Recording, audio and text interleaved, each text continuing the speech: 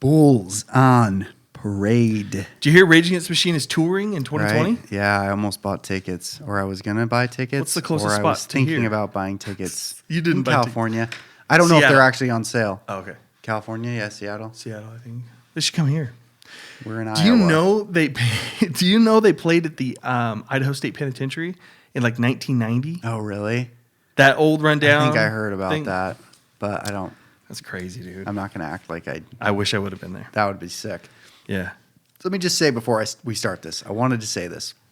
While we had these 3 songs we wanted to do today, and I set aside like 2 hours to go through these songs, and I started getting into Bulls on Parade, and I spent the 2 hours on this, and it made me think. I was sitting there thinking, like, how stupid are we in school that like the teachers want to teach what they want to teach, right? And like then the kids are like, I'm not going to listen to what you have to say. And then they go back and they're listening to political songs that if the teachers would just like maybe middle ground be like, hey, you like this song, let's go through and talk about this song because and then let's relate that to the lesson that we're talking about. Because it's like or I was listening to political songs while I hated my teachers for teaching me about politics. It's like you're listening to politics, kid. I thought that was hilarious. It is. And I think I've loved Rage Against the Machine for a long time. I think that they were before their time. Sure. I think that the things he's speaking to were relevant then, but they're so much more relevant now. Well, and they're just the most, like, there's very few bands that are just, nothing has ever been similar. Right. Like, there's nothing. Yeah, nothing. Nothing similar. Nothing. Even people that try to cover them, it's like, oh, that's close. Yeah. That's cute. You just can't mix the Tom Morello approach to guitar and that whole musical system there with the Zach De La Rocha lyricism and the way he does it. It's like most rappers can't rock, most rockers can't rap. Right. You know, and then, you know, Audio Slave's amazing, but that's nothing like Rage, even though it's the same musically. Right. Whatever. I can talk about that forever. The microphone explodes, shattering the molds. Either drop the hits like De La O or get the bleep off the commode. Okay. I'm glad you started out by saying, what idiots are we? Because I always thought this was a reference to Oscar De La Hoya. I thought it was a boxing reference. I thought it was the lyrics to De La Soul. Which is ridiculous. I looked it up. Yeah. Genovedo. Yeah. De La O. A guerrilla leader in Mexico. Mexico's Liberation South. I had no idea. I know, right? Until now. I know. And one good thing about this YouTube show and podcast is people can get involved in the conversation in the YouTube comments. Yeah. Because we're probably wrong, and they can jump in and be like, hey, this part. Well, and there's so much to interpret here. Right. There's so much to interpret. And like I said, I spent 2 hours going through a lot of stuff that I thought, a lot of stuff that people said. It's like there's so much to weigh about like, oh, this makes a little more sense than this, but they both kind of make sense. Right. And, you know, I guess unless Zach himself comes and tells people what he was saying. But yeah, that De La O reference was pretty interesting. I liked that. And he's all about the Che Guevara, right? And he's all about those kind of people. So it fits in, you know, absolutely with everything. Right. With the sure shot, sure to make the bodies drop. Drop and don't copy, yo. Don't call this a co-op. What do you got? Reference to military coups from the CIA. Okay, so yeah, the way I kind of interpreted this was like, and what after reading was, we go in, we destroy the government, but we don't let them copy us, right? You will take your government down, but we're not going to help you get a Declaration of Independence and a Constitution, right? So there's no copying here. We're not in this together. This isn't a co-op. This is just, we're going to take you down. We're going to make it unstable. We're going to keep it unstable. We're going to take everything from you, all your resources, all your gas, whatever, you know, oil. Right. But we're not trying to help you become the next We don't want USA. competitors. Yeah. We don't want more free countries that are, you know. Right. So. Woo! That is deep, man. I know. And it's super dark and evil, too. I know. And it's like, you want him to be wrong, but it's hard not to be like, you're kind of right. It's the way it looks. Yeah. It's the way it looks. I mean, even Donald Trump, I want to say in 2019, said the military, in this press conference, the military industrial complex is real and they love war. Sure. Yeah, I mean that's And they where our love money war. goes. We're going to get into that a little Oh, bit, but terror reigns drenching, quenching the thirst of the power dons. That 5-sided fistagon. I'm thinking fistagon, meaning like the Pentagon, Sure. mighty fist of power. yeah, the power dons, just Yeah, people who are in power, but it has like a mafia-esque, Yeah. like yeah. we're doing what we want, controlling what we want. And they're not. A lot of these people aren't elected officials. Sure. They're people who got jobs Yeah, that makes sense. or were appointed. Yeah. And the Dons thing, once again, it just kind of has that like, yeah, we're making that's the reality, I think, of the situation we're in. There's just a lot of people making just their own decisions and doing what they want, right? They have the power, they know they have the power, and that's just the way it goes. Yeah. And especially, like you say, elected officials, but it makes me think on the other side, people with money, they just kind of already have that Yeah. power, Yeah, and then you say the military industrial complex. So we're taking governmentally and feeding this machine of people who now have a lot of money, and they kind of do whatever they want. So Yeah. are there people so high up with resources that they're just basically above the government themselves, and they're kind of controlling the government? It's that whole conspiracy theory. Well, because if you got a Republican or a Democrat or a Libertarian or whoever you got in office, those people stay the same. Yeah, it doesn't seem like anything has really changed in my lifetime from Democrat to Republican, especially in foreign. Sure. And There's foreign small matters. things, right? There's small things Yeah. that happen, but like the sweeping changes. Yeah. Well, in the foreign policy, right? Like we've Yeah. been bashing out of Yeah. everybody Yeah. who's got resources Yeah. for. Bush Sr. ever since did I the was a same things child. Clinton did. Clinton did the same things Yeah, George Bush. W. did. Sure. Yeah. The rotten sore on the face of Mother Earth gets bigger. The trigger's cold, empty your purse. So basically, either America is the rotten sore and we're getting bigger, or just the scorched earth way that we do things Yeah. is creating actual sores on the earth. And the trigger's cold, which means like, oh, that gun's gone bad. All right, let's just buy another one. Empty Yeah. your purse. Give us more money. We're going to go get a new gun. Yeah. This one's cold. Yeah. This one's broken. Ooh. Rally around the family with a pocket full of shells. They rally around the family with a pocket full of shells. What do you make of that? This one was the one that when I read the interpretation of, it hurt me. Oh, what is it? So America uses family values as the core that they rally the people together with, but their pockets are filled with war. So we're using family values as the cover for our America bliss, while Yeah. we're using actually the money from what we get from this family values approach to just shells, make shells, have shells, blow Yeah. people up, kill Yeah. people, murder, whatever And you by the wanna call way, it. kill families. Yeah. Other families, right? But us in America, we're Right. family values. Right. We're values first, right? Like Right. we care about everybody. It's just Right. like it's hard not to think this is like accurate. Well, and a troubling thing to me has been that we, the way the military is set up is we draft typically lower income people to Oh, join. sure. And that's a bummer. Yeah. Like you don't see a billionaire's kid being like, I want to join the. Oh, yeah. It's always, and Intro into the System of a Down. yeah, right. And these people have like BYOB. a lot of courage to do this. Like I'm not like knocking them, but Oh, sure. No, of course. No, you can't blame the individual for the Right. complex's decisions and crazy. approaches. it's crazy. Yeah. They get, what kind of signing bonus do you get? $10,000? Donald Trump went to war, right?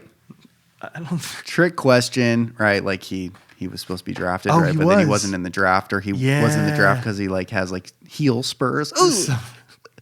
Oh, poor guy. Yeah. Poor heel spurs. Dude, I have flat feet. yeah. I have like Was your dad rich? no. Well, there you but go. I'm You're saying, in the war. Welcome in, buddy. No, but I'm saying I ran 11 miles yesterday. I know, So you're if nuts. he has heel spurs, he'll be. I thought they were good for you. Spurs? That sounds like you got an enemy next to you and you're out and he's out. Well, yeah, you got spurs, buddy.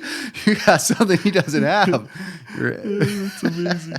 That's an added benefit. That is a benefit. He has none. All right. So this is okay. This is amazing. Yeah. Weapons, not food, not homes, not shoes, not need. Just feed the war cannibal animal. I walk the corner to the rubble that used to be a library. Line up to the mine cemetery now. The mine cemetery.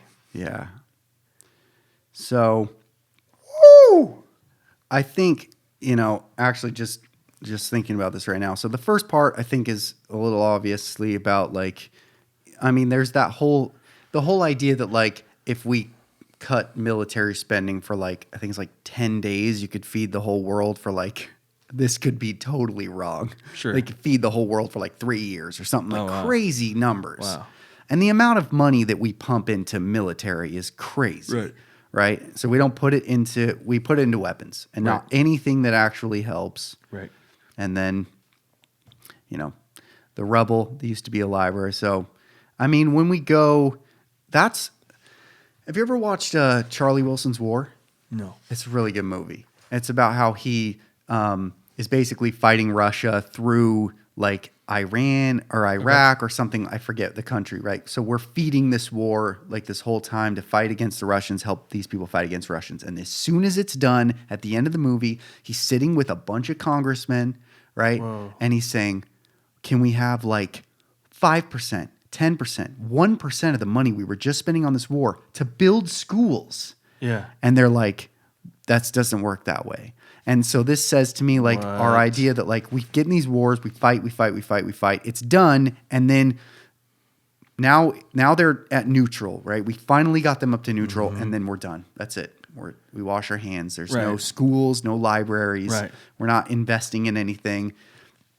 And so I don't know if that applies exactly to the lineup to the mine cemetery. I think that's more like a reference to us, but could be a reference to that. There's just no education. And then people would say we don't need to build schools in these other countries, which okay. But what about our country, right? Inner cities in the United States, I'm fortunate enough to not have had to deal with a lot of these issues as a child. I wasn't raised in the inner cities, but if you start from, I don't know, like a rough part of Detroit, how do you climb out of that? Sure. Eminem did. Some people do, but that's a whole different ball game. That's a whole different ball game. Oscars. Yeah, I actually was thinking about that a lot yesterday because my brother was talking about that with my dad, and they were kind of having their conversation. I wasn't going to jump in, but I was they were kind of saying they don't believe in money going into schools, not directly, but I was just kind of thinking if money is what if money is what determined what education you get, right? Then that doesn't make any sense to me. Sure. Isn't merit what we always say the focus is? Merit should be the focus. Sure. Yeah. But if we don't, they want to get rid of public schools, basically, right? They want to do different things that. They're very on the Republican side, which I agree with some of the stuff. But as far as education, I feel a kid should not have any determination on his path just based on what his parents are. Isn't that exactly what we tried to get away from with monarchies and all this? There has to be something other system. And we put so little money into education. It just seems ridiculous. Right. And like you said, it seems supposed to be fair, but yeah, like you said, inner cities versus outskirts, there's definitely a difference there, or they wouldn't make 1 million movies about teachers who go to the inner city and change the world. Yeah. Obviously there's an imbalance, Huge. a huge imbalance that we don't. And so, yeah, you're saying, I'm saying, look at what they do over there. They already do this over there once we bomb the crap out of all their libraries and we don't give them anything back. So what are we supposed to expect from them? Right. You're saying we don't even do it here. Yeah. We're doing it to our own people. Right. And then you take it one step further that we let those people be poor and not very smart so that we can recruit them to go blow up the other poor people. Yeah, it's crazy. It's crazy, man. It's ridiculous. It's crazy. It seems ridiculous on paper. On this paper. It's crazy. Thank you, Zach. Okay, I'll keep going here. What we don't know keeps the contracts alive and moving. They don't got to burn the books. They just remove them. While arms warehouses fill as quick as the cells, rally around the family, pocket full of shells. So the contracts, the military-industrial contracts, Contractors, right. and a lot of politicians have well, like, did you see the Dick Cheney movie with Christian Bale? Yeah. Oh yeah. Oh my gosh, So good. Oh my gosh, and so like his whole purpose was to get no bid contracts for his company that he was the CEO of to make a ton of money. Sure. That's what keeps the contracts alive and moving. And then they don't got to burn the books or they just remove them. They're rewriting history. Yeah. Just a rewrite. So this is an idea that I've always found fascinating. It's the George Orwell Okay. versus Aldous Huxley. Okay, George Orwell books are all about how they come in, they take your they're watching over you. Yeah. There's cameras everywhere. They control everything you do. They take the books away. They control the knowledge. Right. And Huxley's whole idea is that they come in, they give you so much information that you just don't even know what to do. They give you pleasure, right? So they give you the drugs that make you feel happy, and they Right. give you all the books, so you just get totally lost in pleasure and like in like a swamp of information. Yeah. And yeah, I've always liked that idea, and I think he's kind of going Orwellian here, but I think both ideas actually fit pretty well.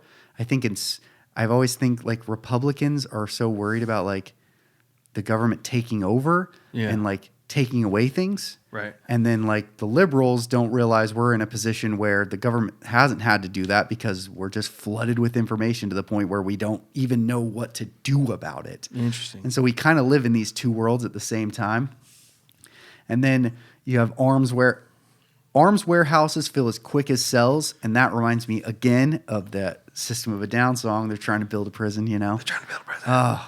And that song's always been really Yeah. hard hitting for me. And this line is hard hitting. That like we're not only are we building these arms, we're filling our prisons like just crazy, Right. crazy. Right. And both of those ideas should be very unsettling ideas. Listen, man, go to any state's sex offender registry, Oh yeah, put in an address. yeah. And some of these guys like are on there probably because they like Urinated in public. right. But there's others that it says why they're on the list, and it's like awful stuff. Sure. Yet some people will have a little baggie of something in their pocket, Oh, I know, right? and they're It's so dumb. they're gone for 30, 40 years. I know. Yeah. But you can Yeah. forcibly Or that sexually you were a assault scientist someone. who was smart enough to make a chemical that was on the do not make this chemical list. Oh, wow. So not only, right? Yeah, Like yeah. you made LSD back Sure. in the 60s, you got caught. Yeah. You're in jail for the rest of your life. Yeah. It's like, you're a freaking scientist. And Right. with drug dealers, I'm like there's drug addicts, there's drug dealers. Like sometimes you're like, a drug dealer is a risk taker who wants to make money and is willing to go outside of the boundaries. That sounds like an entrepreneur to me. So it's like, who should we be helping try to figure out how to assimilate these good qualities that they have into positive ways that we can Sure, use it? sure. Right? Yeah. So yeah, the drug dealers, Right. the scientists, we Right. got, Walter White's out there that Right. They could use their entrepreneurial spirit for something more yeah. positive. So let's And maybe the help guys them. that diddle kids, maybe they're not really. See, none of those qualities No, really. they should be locked up, right? They should be locked No, up. That's not going to help me get ahead in life. But being a risk taker or scientist, Right. those kind of things. Right. Exactly. I know. I mean, that's a insane. ridiculous thing. It's ridiculous. One said forcible rape. For like Yeah. how do you, what? How are you free? That whole problem is like seems impossible to solve.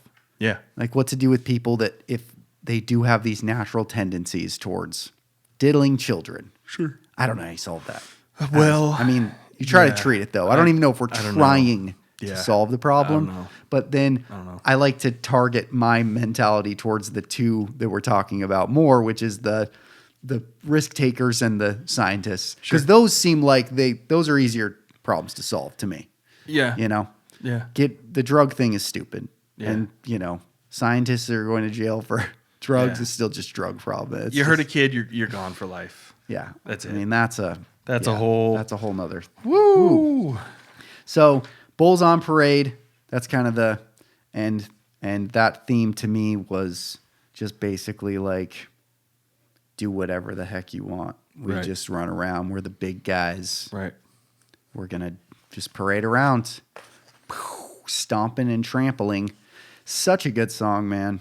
So good. There's just nothing like this. Like we said, there's nothing like Rage. great song. There's Nothing. nothing like Nothing. Rage. Nothing like And the album is Evil Empire. Okay. That's the album. Oh, yeah. that this Okay. comes from. There we go. So There we go. still reinforcing that idea that we're the problem. Are we the problem? Is it you? Is it me? Well, How are we supposed to mitigate stuff that we don't really like? here's the thing.